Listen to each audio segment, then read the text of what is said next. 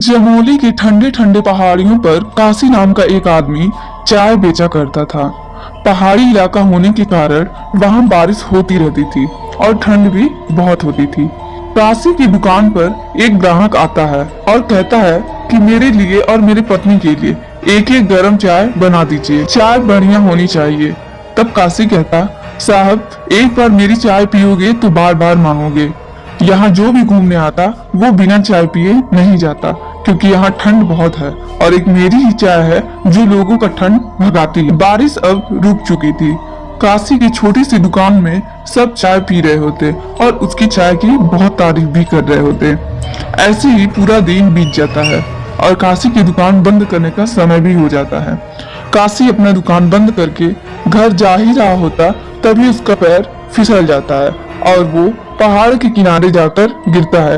वह नीचे जाकर लटक जाता है और बचाव बचाव करके चिल्लाने लगता। तभी वहाँ एक पत्नी पति आते हैं। काशी उनसे बहुत मदद मांगता, लेकिन उसकी पत्नी अपने पति को वहां जाने से साफ मना कर देती। तभी वहां बारिश आ जाता है। सभी लोग अपनी अपनी गाड़ियों में बैठकर चले जाते हैं, काशी को वहां अकेले छोड़ के। आखिरकार काशी हिम्मत हार जाता है, उसका हाथ छूट जाता है और वो नीचे खाई में गिर जाता है। इतने ऊपर गिरने से वो मर जाता है और मरते ही भूत बन जाता है और कहता है, मैंने लोगों से कितनी मदद मांगी लेकिन किसी ने मेरी मदद नहीं की। कोई बात नहीं, मैं सबसे गिन गिन कर बदला लूंगा। एक दिन पहाड़ों पर घूमने आए पति पत्नी नवीन और श्वेता वहां घूम रहे थे, मजे कर रहे थे। तभी वहां काशी का भूत मुंह पर गमछा लपेटकर उनके पास आ जाता है और कहता है, अरे भैया चाय पिलाऊं? मेरे हाथ की चाय बहुत अच्छी लगेगी। लेकिन तब वो व्यक्ति चाय पीने से मना कर देता है और कहता है, हम यहाँ एंजॉय करने आए हैं, तुम्हारी चाय पीने नहीं।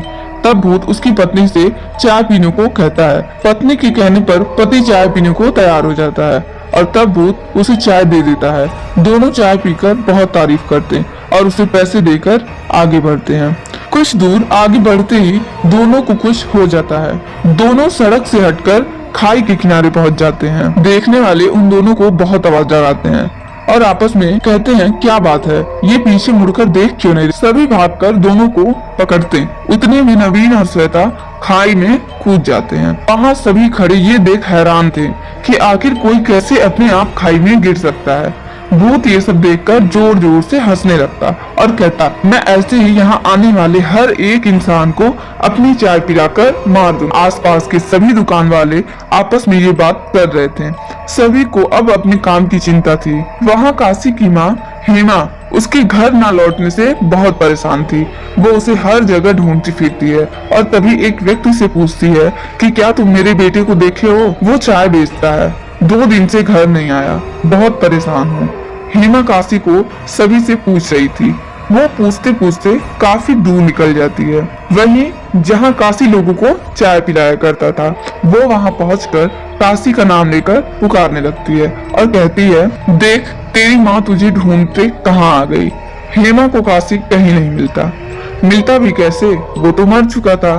रात बहुत हो चुकी थी। हेमा बहुत थक गई थी। वो रोती हुई एक पेड़ के नीचे जाकर बैठ जाती है। तभी वहाँ भूत आ जाता है। भूत को देख हेमा चिल्लाने लगती।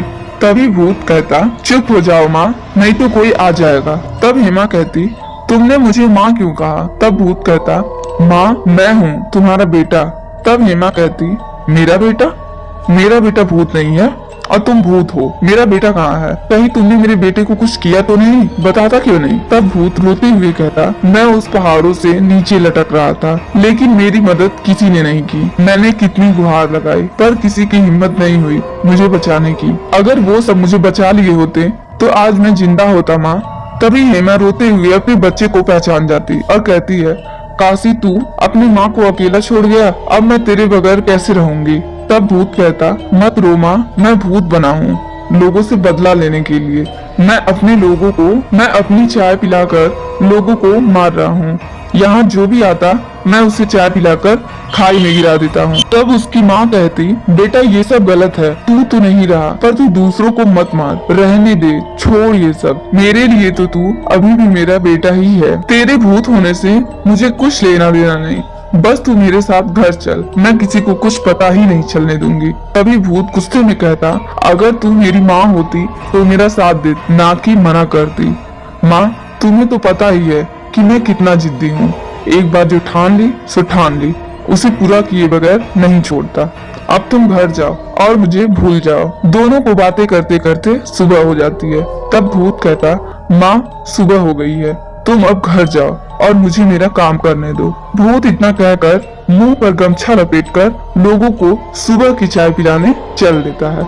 हेमा दूर खड़ी सब देख रही होती है और कहती है, मुझे पता है मेरा बेटा जिद्दी है, उसकी जिद हमेशा मैंने पूरी की, पर अब नहीं। मैं मासूम लोगों को इसकी जिद का शिकार नहीं होने दूंगी।